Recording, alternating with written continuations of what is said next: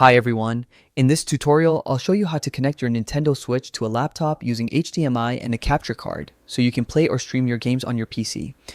First, gather your supplies. You'll need your Nintendo Switch and dock, an HDMI cable, a video capture card, and a video capture program installed on your PC.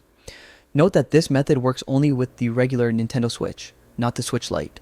Next, unplug your Switch from any TV connections and place it in its dock. Make sure to remove the Joy-Con controllers before docking.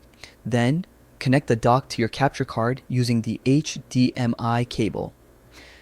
Plug one end into the HDMI out port on your dock and the other end into your capture card.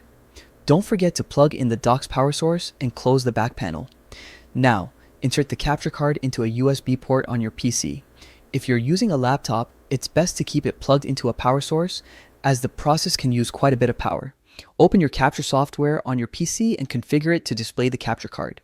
On programs like VLC Player, you can go to Media, then Open Capture Device, and select your device from the drop-down menu.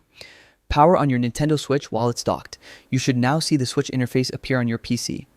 Put your capture software into full screen mode so the display fills your screen. Finally, you can start playing games. Look for the TV mode icon next to a game to make sure it's compatible. If a game isn't compatible, consider using a Switch emulator or purchasing the PC version to play directly on your laptop. And that's it. You can now enjoy your Nintendo Switch games on your laptop with HDMI and a capture card.